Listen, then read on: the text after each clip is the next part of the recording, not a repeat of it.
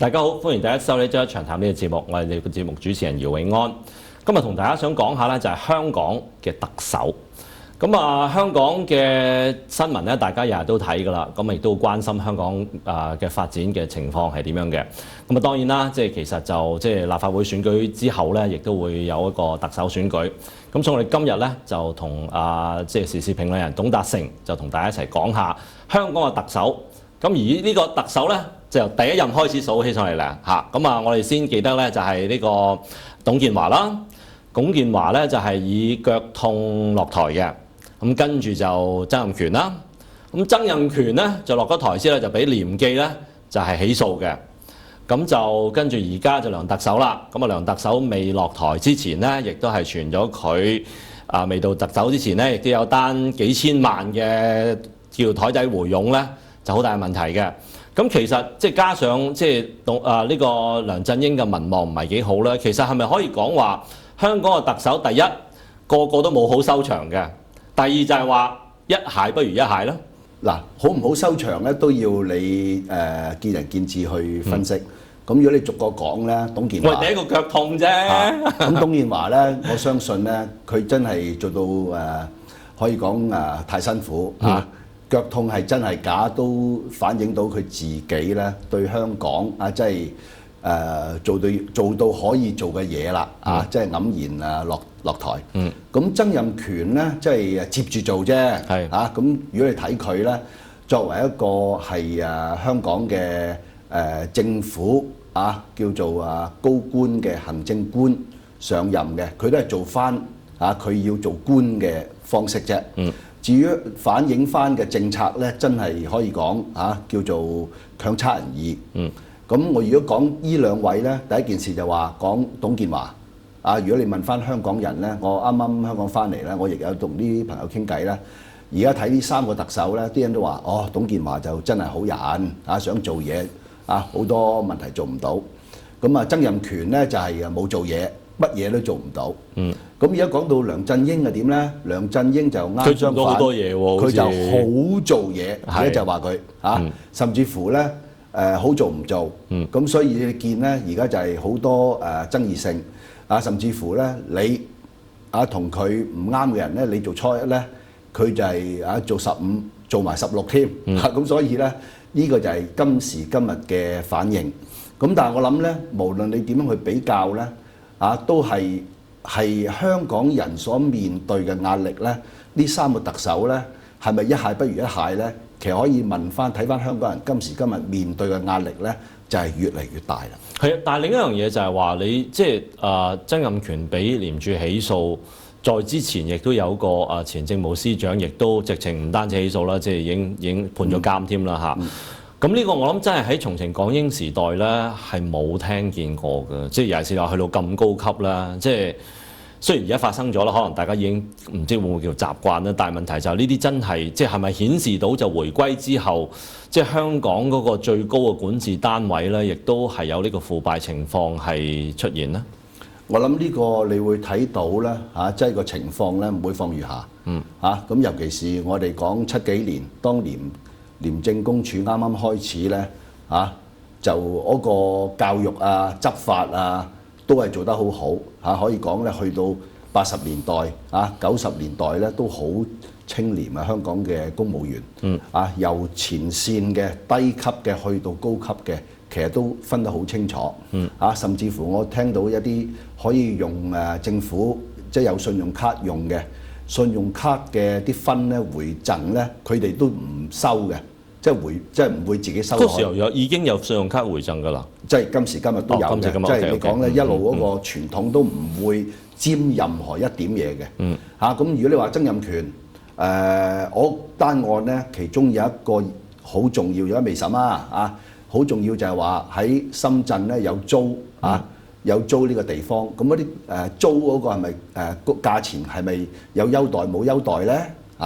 咁倒翻轉而家咧，你正話提到就係話喺上任前梁振英有收咗簽咗一個合同，5000萬嘅。咁呢一個咧就話簽咗咧就叫佢唔好做某樣嘢。咁唔做某樣嘢係唔係做特首都要履行埋呢個諾言呢？唔做某樣嘢，嗰個有冇 conflict 呢？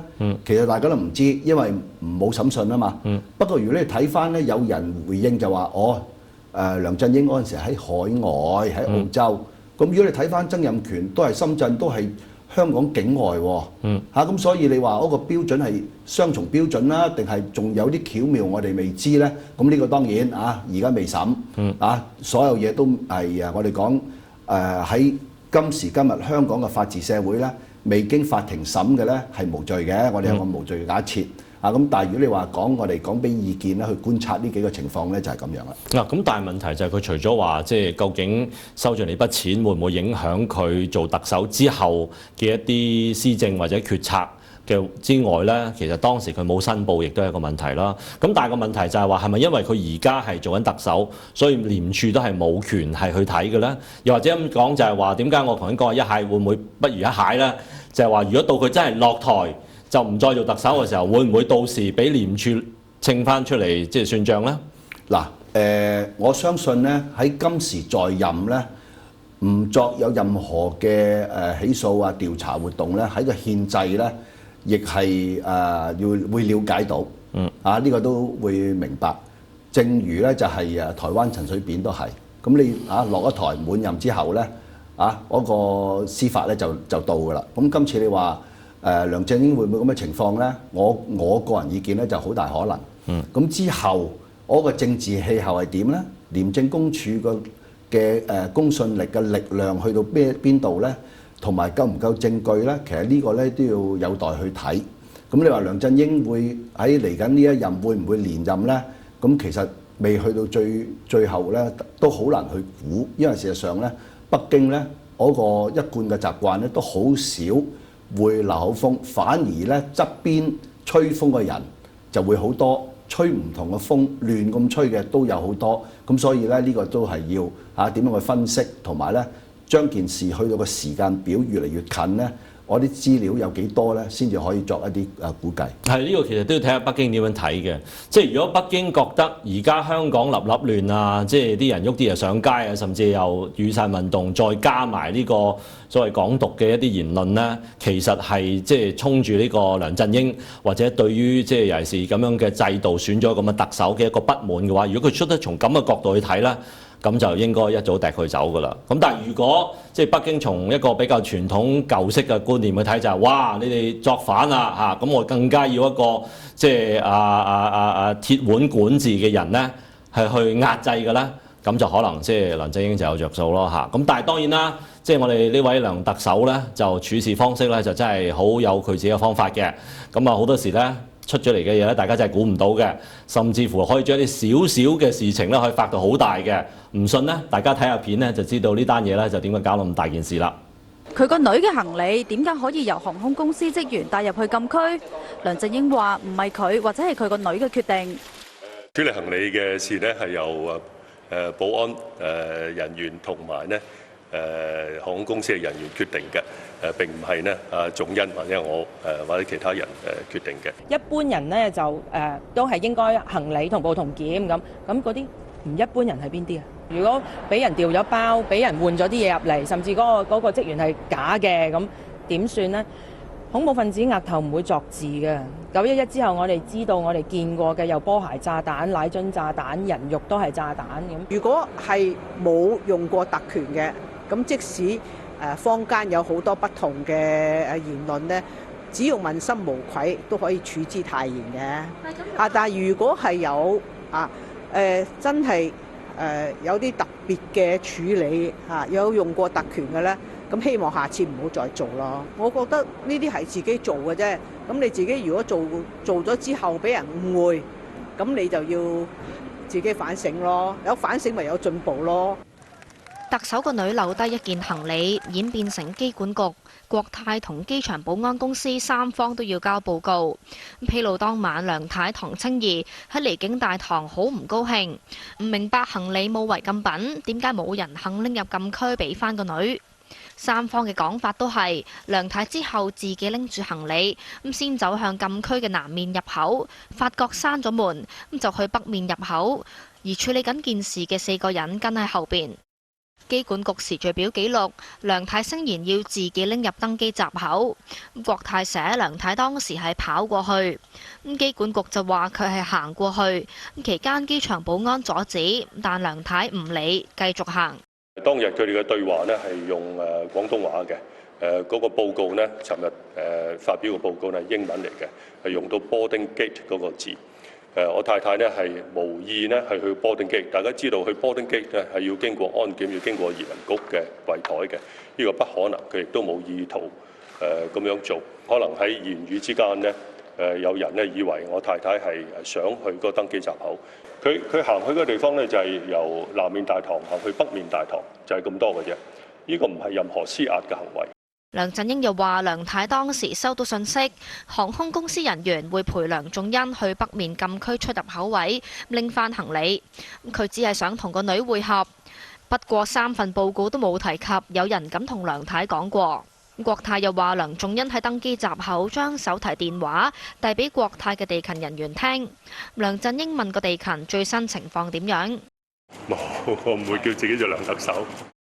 好啦，片就睇完啦，咁啊大家當然知道發生咩事啦。咁我想問阿 Ken 啊，咁究竟阿梁特首個女嗰位千金去搭飛機，點解搭下搭到咁大件事出嚟呢？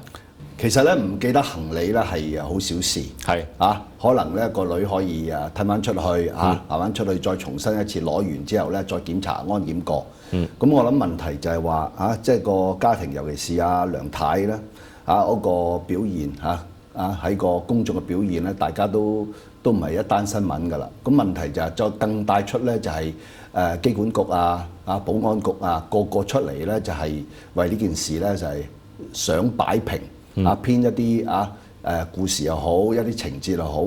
咁呢個又反映咗咧，即係越擺就越衰。係啦，即係變咗個公權私用啊！係呢一個咧係好嚴重嘅即係可能你特首本人咧。特首本身咧有好多要方便嘅地方可以用為你嘅工作繁忙咁樣安全咁樣。但係如果你話因為個女而係用到個特首咧，又打電話又令到一啲要安檢咁國際標準嘅步驟都要改變之後咧，有人爆出嚟漏咗出嚟咧，仲要係去糾纏不清咧，作咁多故事。咁呢個正正咧就係反映到咧，即係就算梁振英試過2、3次出嚟咧公開去講説話咧，你都係講服唔到呢件事，擺平唔到。